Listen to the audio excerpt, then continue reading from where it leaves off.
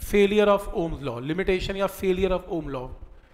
एक चीज याद रखना, जिन कंडक्टर्स में, जिन वायर में, कंडक्टर में ओम लॉ एप्लीकेबल है, V is equal to I R, उन्हें ओहमिक कंडक्टर बोलते हैं, ओहमिक कंडक्टर्स।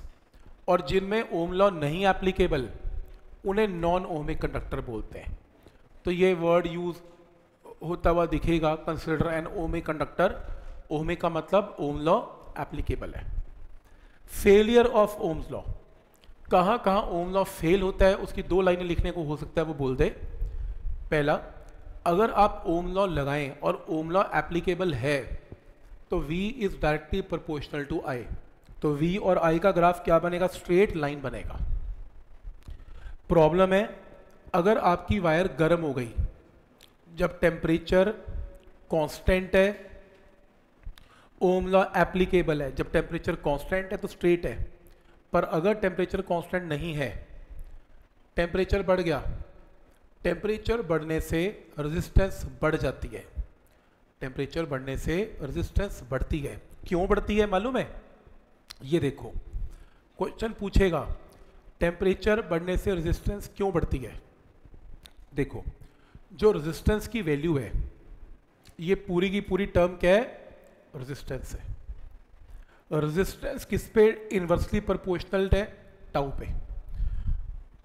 जब टेम्परेचर बढ़ेगा तो टक्कर जल्दी होगी, टाउ का टाइम घटेगा, टाउ घटेगा तो रेजिस्टेंस बढ़ेगी। तो एक्चुअल में टेम्परेचर बढ़ने से टक्कर जल्दी होती है, टाउ घटता है, टक्कर का टाइम घटता है और घटने से रेजिस्टेंस बढ़ती है, राइट। अब ओम लॉ में क्या किया हमने, ओम लॉ में V is equal to I into R. अगर टेम्परेचर बढ़ गया तो ओम लॉ पक्का फेल है। क्यों? टेम्परेचर बढ़ने से रेजिस्टेंस कांस्टेंट नहीं है, बढ़ गई। करंट तो वैसे ही बढ़ गया, तो वोल्टेज कुछ ज्यादा ही बढ़ गई। हल्का सा करंट चेंज किया, वोल्टेज देखो एकदम बढ़ गई। ग्राफ प्रोपोर्शनल में नहीं चलेगा, क्योंकि V को डबल फायदा हो गया करंट से भी और R के बढ़ने से भी, तो V बढ़ जाएगा, तो ग्राफ स्ट्रेट लाइन नहीं रहेगा। और अगर ग्राफ स्ट्रेट लाइन नहीं है तो ओम लॉ फेल है। ओम लॉ तभी काम करता है जब V proportional to I and graph is a straight line. तो पहला ओम लॉ कहाँ फेल है, जब वायर का टेम्परेचर कांस्टेंट नहीं होगा तो ओम लॉ एप्लीकेबल नहीं है। एक लाइन लिखने को बोलेगा, ओम लॉ कहाँ फेल है, लिख देना, जब टेम्परेचर बढ़ गया तो ओम लॉ फेल हो जाएगा। नेक्स्ट, वाटर वोल्टामीटर, ऐसी बस यूज नहीं होता फिजिक्स में, एक लाइन में समझा देता हूँ।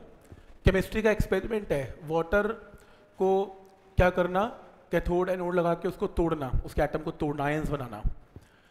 अगर वाटर को तोड़ना है तो मिनिमम वोल्टेज चाहिए, उसके पहले वो प्रोसेस स्टार्ट भी नहीं होता, तो ग्राफ थोड़ा आगे से स्टार्ट होता है मिनिमम वोल्टेज से, नहीं तो करंट उसमें पास ही नहीं होता वाटर में से। ओम लॉ फेल हो गया, क्योंकि ओम लॉ कहाँ से स्टार्ट होता है, ओरिजिन से। यहाँ से ओरिजिन से स्टार्ट ही नहीं हुआ तो बात ही खत्म होगी, ओम लॉ फेल हो गया।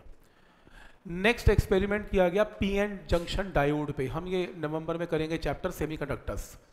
सेमीकंडक्टर के चैप्टर में कुछ टाइप ऑफ सेमीकंडक्टर्स के अंदर करंट पास करेंगे और देखेंगे, कंडक्टर नहीं, सेमीकंडक्टर, सिलिकॉन के अंदर अगर करंट और वोल्टेज का ग्राफ प्लॉट करें तो ग्राफ स्ट्रेट लाइन नहीं बनता। ये मैं एक्सप्लेन करूंगा आपको नवंबर में, अभी नहीं करूंगा। तो यहां पर भी ओम लॉ फेल है, तो सेमीकंडक्टर में फेल है। थायरिस्टर, थायरिस्टर मटेरियल सिलेबस में नहीं है, ये सेमीकंडक्टर का बना होता है। ये 2 किस्म के सेमीकंडक्टर से बना होता है, ये ज्यादा किस्म के सेमीकंडक्टर से बना होता है। जब 2 में फेल हो गया तो ज्यादा में तो अपना ही फेल है, तो कुछ भी टेढ़ा मेढ़ा ग्राफ बनता है और ओम लॉ यहाँ पर फेल है। वो कहेगा 2 पॉइंट लिख दो कहाँ कहाँ ओम लॉ फेल है, एक हीट में लिख देना, एक सेमीकंडक्टर लिख देना, फेल है इसमें, बात खत्म। और last, Ohm law in terms of current density.